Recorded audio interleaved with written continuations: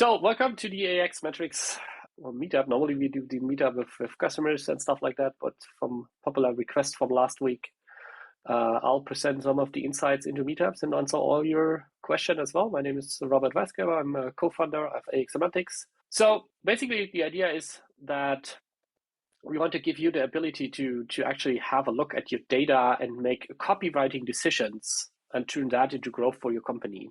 Everyone has seen, this is actually a number from the US, but I think that's something that we've all personally experienced, that with COVID, we did something, and we did 10 years growth of e-commerce adoption in terms of revenue, in this case measured in revenue. But you see the curve here, and it basically in 3 months, we accelerated 10 years ahead. So that also means that everyone that does e-commerce or has done it already, now averagely gets a lot of competition. And one of the only ways to succeed here is to optimize the product pages. We all have the same tools available for A/B testing on the start page. We all have the same MailChimp tools for ad funnels, whatever else. But the actually difference that you can make to your users and customers is to optimize and have a look at your product detail page, because that's where the actual content lies, where the decision about the product is being made. You can compare it to that in a retail store. Ads get the people into your store, and then you have brought them with signage to the right aisle, but then it's down to the aisle to actually which product do you pick, right? And that's the same way on the e-commerce. You can bring all the traffic to your website, but you need to at some point drive them to the product page and then make them interact with the content that's actually there. Otherwise, you will end up just by competing about factors like price or maybe convenience, then people will either buy through something like Idealo or something to look for the best price, or just go to Amazon where they always go because it's so convenient. So for you as an e-commerce tool to get a little bit away from the big platforms and drive real success, have a look at what happens actually on the product detail page. Anecdote from one of our biggest customers before they started out, they actually had like 40 templates for category pages, so different various ways to display and what to display, etc.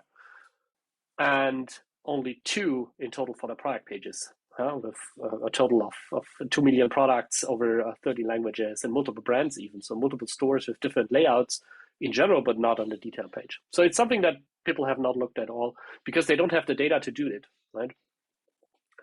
So and what metrics give you, that's the feature that we added, is to help you make that decision based on data. So not only everyone is able to influence this product page and this content, but we actually have some data look at that. Right? There's some general information on that is actually looking at data is a good idea. I don't think we have to go into that.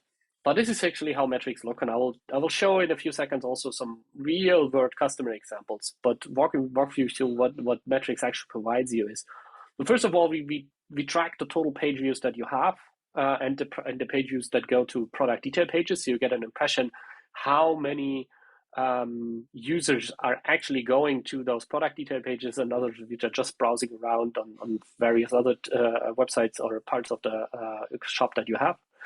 And then it shows you the engagement. So basically, if a user is on the product detail page, how did he actually read the content? Because this is did he look at the product description? That's what we call the measure of engagement. So we look at various things like has it been displayed long enough for being read? People can imagine things like moving the mouse over it, but just giving you that one score of engagement, how many people actually engage with your content. Or of course, express that also in the rate if you want to have a percentage. And the rationale behind that is, even if you have the best text ever, and we will see one of those examples in a few minutes, if it's the best text ever that would convert like all visitors forever immediately, and you would not have any return rates or support calls and questions on the product, if it's not being seen, then nobody cares about how good the product is, right? So you need to. This is actually giving you insight of it. Is where in the funnel on the product detail page you need optimization? Do you need more people on the product detail page? Do you need to optimize the page itself? Do you need to optimize the content? Or is actually the problem, or is it all good, all well? Could be, right? So What we also do is, because we only look at the site itself, we only do look on the on-site data. So there's not a tracking tool per se like Google Analytics or others that actually send user information to someone. So it's completely GDPR compliant. You don't have any problem of data transmission to a third party with personal data, because we don't need that. We don't want to have track a single person across multiple stores or across your store. We just want to have that one funnel part of the product detail page. And then it allows you to do A/B testing for varying content scenarios. So especially if you combine them with the content automation and generation that we provide with the AX since a few years now, you can actually roll out A/B testing across a whole category, like changing the text length or something like that, and see if it's better, or adding various things to make the text being read more, like boldness and headlines, or making it longer, and then make all that scalable testing out of that. Right. So how's it being meant? If you look at normal analytics tools, those are mostly for marketing or marketeers. But in this case, the metrics actually really looks at the specific metrics that are relevant to the content itself, right? So, for example, engage with the content on the product detail page. Of course, it has a design aspect as well, but it's not optimizing and looking at, as we have done before, like optimizing the add to cart button color or something like that. We assume that someone has already done that for your tool, or you just pick whatever Shopify or some else platform provided for your shop, and that's fine. But in this case, it's a tool for the copywriter, because if you look at large-scale content deployments, you need to prove as a copywriter that you actually added value to the store and actually improved revenue. Otherwise, we'll just always be a cost center that's just there and just do things, right? So I personally say always it's a difference between do you understand yourself as a copywriter that just has filling out required fields in your e-commerce store or product information system, or do you actually have the mission of improving the bottom line of the company you're working for, right? So this is the example in this case. We went through that a few seconds ago. You can tune the interactions for the click-out rate to is it the add to cart or it's a direct checkout button. That doesn't matter. You can actually do that. In terms of setup, it's actually super easy. You basically need three things. One is to add a DNS record, so we actually have a only first-party cookie and it's not being shared between other sites. We guide you through that. It's just a one-time thing.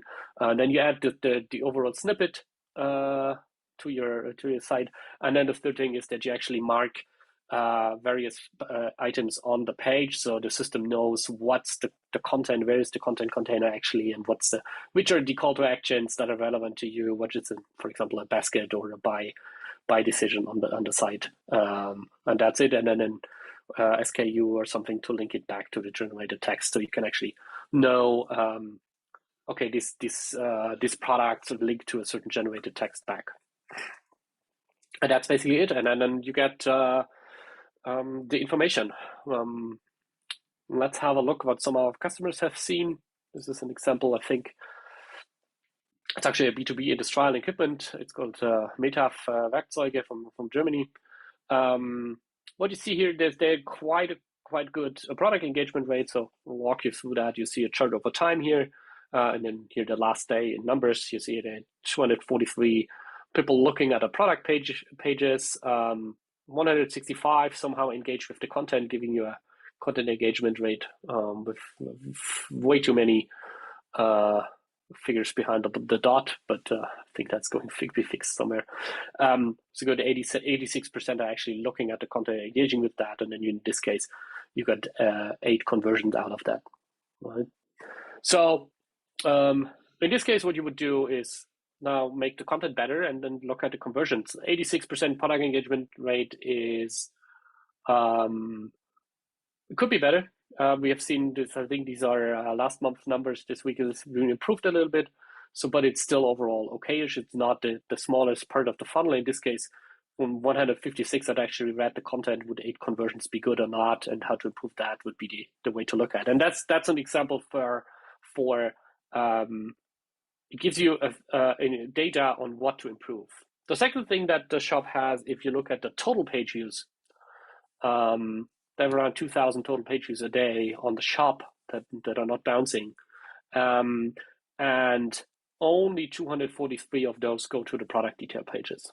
So in this case, there's, besides the conversion thing, going from 165 that are actually 565 that are actually looking at the content, and 8 conversions, which is low. There's also a second improvement that can be done by improving the number of people that actually look at product page views.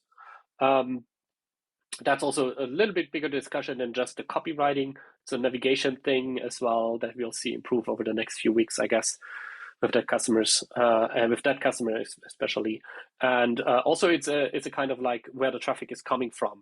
Of course, you have a lot of long tail SEO. Those mostly would go to the product page detail sites directly. People that actually go to the homepage, they might buy from a category page or even a search result site. So this space, a little bit look at what actually the flow is. What we do with customers is we look at those numbers and measurements regularly, 2 to 4 weeks, and have a look and then decide on experiments to do and then track those over the next iteration. That's basically the workflow that the product encompasses. It's not only a dashboard, but it's actually more than that. And a totally different example, this is from a B2C client that we have to selling consumer products. And what you see here immediately is that the product engagement rate is extremely low.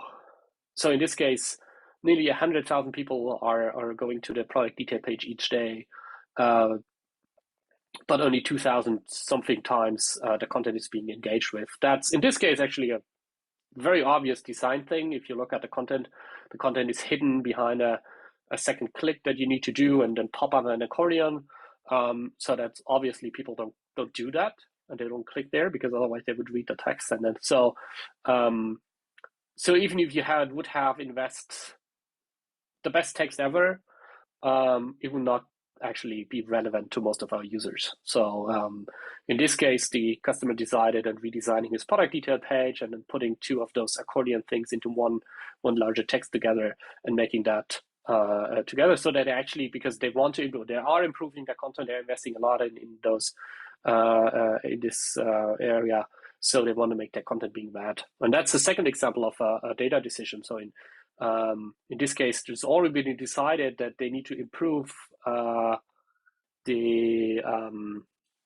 content, and they started that project, I think, a few months ago, and they're doing that, but they didn't look at where the funnel actually is. So we got a question from Matthew. Do you want to type it? Then just type it, or I will put you on stage. Happy to do that as well. Hi, Robert. Thank you very much for the webinar, first of all, and the information. Yeah, the dashboard view that we're seeing at the moment, I've just got a question. Is it aggregated across all product details pages? And is it possible to drill down by category, for example, or even at individual product level? Yeah, so in this case, it's aggregated across all, but the dashboard itself is being able to aggregate down to product categories, right? So we don't go down to an individual product at the moment because the amount of data is not there yet. Might be if you have only a few products and a lot of traffic, that may make sense. But in general, we go for categories, the same kind of categories that the customers actually automate their content in. So because the experiments in the automation would be like, I'll change how I write about winter tires, for example, or whatever, racing tires, and then we would see a dashboard for the racing tires or the winter tires and separate those 2 experiments. So. Okay, thank you. Excellent. Yep. And I think you did mention it briefly, but I was too slow. How is engagement defined in this context? Yeah, we don't tell about all the details there, but in general, it's is the text being displayed? Is it being read? We track a little bit how the mouse, for example, mouse cursor moves over it. Did you click on it? Stuff like that. So basically, we try to find out, did the user actually see it long enough and do something with that, instead of just, for example, scrolling through on mobile and then scrolling back or something. Yeah. Okay. Is that a standardized approach, or is it possible to tweak it to the user experience of the respective product details pages? For example, you mentioned just now in the example that you had if you have your content buried behind a click or separated into different accordions or tabs, maybe you need to have a different engagement definition than if you're displaying your content always at the top of the viewport of the page. Yeah, we detect it automatically, so it should not be necessary to tune it, but feel free to send me out your individual case via email or something, and we might have a talk on that. Okay. Yeah, it should cover all aspects. That we have seen so far with the customers, but might be something that you need to tune for an individual installation. But in general, it should not be necessary. Understood.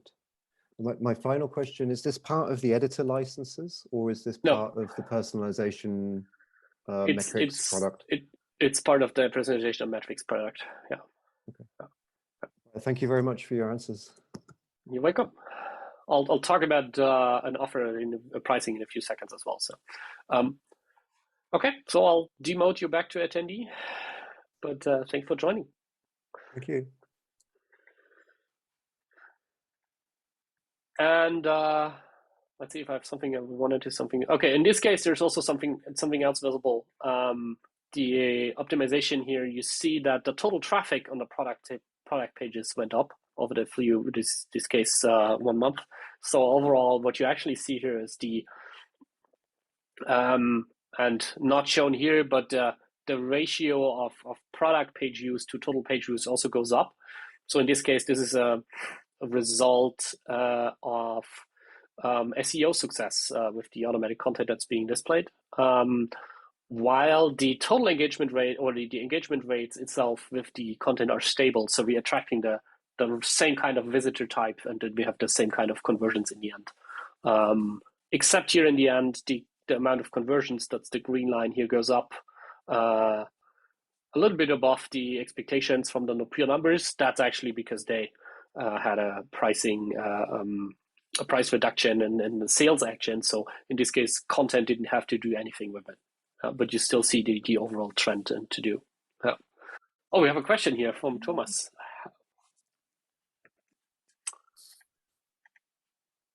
How much does customer engagement rate affect conversion rate? Well, you need to treat it like a funnel. If people are not able to or actually not seeing your text or your content and don't look at it, then conversion rate might still be up, but then you have only things like the general web shop design and then price and stuff like that as a factor. If you want to improve that by content, that might be a hard thing to do if it's not being read. So it's for those specific part of copywriting optimization, then a higher engagement rate would normally lead to a better conversion rate as well, right? And just to be clear I'll share an example from a customer of us, what actually content means in this case. This is not just a short product description like we see here, but it's also all this thing here, what you see here, starting from description to here even lower, is generated, right? Even the description on the bottom here, and the description of the features and the table here. So it's not just a normal, or it's just not a short 1-2 paragraph thing, but you can actually make that as big as you want, and make it longer and more interactive. Well, let me show a different example. So in this case, this is the billiger.de, and all this see here is generated, right? With the boxes, with looking at various aspects, how readers would interact with that. Do you want a long form? Do you want a table? Ever more of the technical person that needs an FAQ, and also hidden behind that a schema org stuff for the FAQ for Google. So all this is, in this case, being considered a product description, right? Yeah, so feel free to schedule a call with the customer success agent or sales rep, whatever you're currently talking with us from us, or drop me a mail on LinkedIn or something. Happy to follow up if you have individual questions as well. And thank you for your time. Thank you. Goodbye.